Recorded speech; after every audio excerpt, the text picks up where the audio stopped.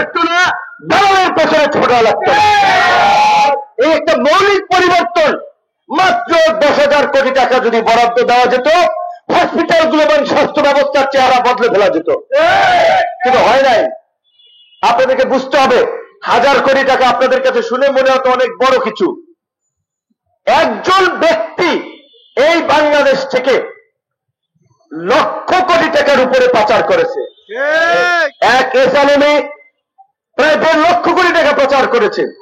সালমানের প্রমাণ প্রায় 50,000 কোটি টাকা ব্যাংক থেকে লোপাট করে নিয়েছে। 50,000 কোটি টাকা। বাংলাদেশ ব্যাংকের একজন কর্মকর্তা আপনার পিকে হালদার একাই 10,000 কোটি টাকা মাইরা দিয়ে গেছে। তাহলে একজন ব্যক্তি যদি 10,000 কোটি টাকা মাইরা দিতে পারে, লুটপাট করতে পারে এই রাষ্ট্র ব্যবস্থার সিস্টেমে, তাহলে 10,000 কোটি টাকা কেন আমরা এই দেশের মানুষের চিকিৎসা ব্যবস্থার জন্য আমরা ব্যয় করছি না? আমাদের শিক্ষা ব্যবস্থার যদি কথা বলেন, গ্রামের স্কুলে 100 জন, 150 জন, 200 জন ছাত্র থাকে একটা শ্রেণীকক্ষে, একজন শিক্ষক তার জন্য থাকে। অধিকাংশ গ্রামের স্কুলের শিক্ষক নাই। ছাত্র ছাত্রীদের পড়াশোনা করার জন্য যে অনুপাতে শ্রেণীকক্ষ প্রয়োজন, অবকাঠামো প্রয়োজন, বিল্ডিং প্রয়োজন, সেটি নাই। এমনকি শিক্ষার্থীদের খেলাধুলার সরঞ্জাম সরকারি বাজেট থেকে বরাদ্দ থেকে লুটপাট হয় নাই। 1 বছরে যদি আমরা দেখতাম এই জায়গাটাতে একটা ব্যাপক পরিবর্তন হয়েছে। গণমাধ্যম যদি দেখতাম নির্ভয়ে স্বাধীন সাংবাদিকতা করতেছে, চলমান অন্যায়, অনিয়ম, দুর্নীতি, লুটপাটের তথ্য তুলে ধরছে। কোন হাউসে কেউ ফোন দিয়ে বলছে না এই খবরটা সরিয়ে দেন, এইটা প্রকাশ করা যাবে না। সেই ধরনের স্বাধীনতা ফিরে এসেছে।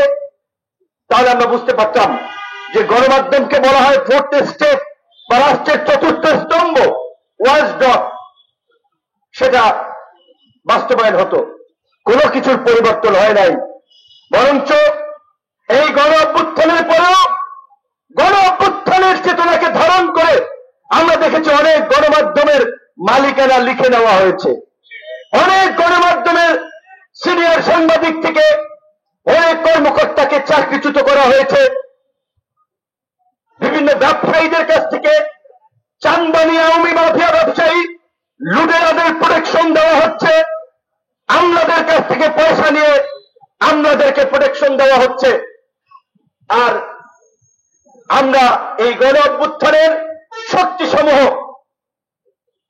আসলে যেটা বলে যে বিপদে থাকলে মানুষ ঐক্যবদ্ধ থাকে, বিপদ কেটে গেলে সবাই যার যার রাস্তায় চলে যায়।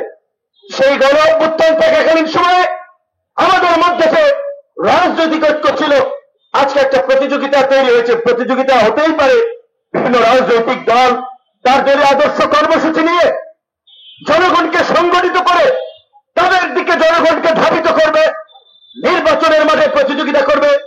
কিন্তু সেই প্রতিযোগিতা এমন পর্যায়ে যাচ্ছে সেটা ফ্যাসিবাদের পুনর্বাসনের সুযোগ করে দিচ্ছে। কারণ এক একজন তার দল ভারী করার জন্য, নির্বাচনে জেতার জন্য আওয়ামী ব্যবসায়ী মাফিয়া, ছাত্র পার্টির মতো এরকমের দোষর এই লুটেরাদেরকে আশ্রয় দিচ্ছে, আস্কারা দিচ্ছে। যার ফলে আওয়ামী লীগকে যেভাবে নিষিদ্ধ করা গেছে, জাতীয় পার্টিকে কিন্তু এখন পর্যন্ত নিষিদ্ধ করা ওইভাবে যায় নাই।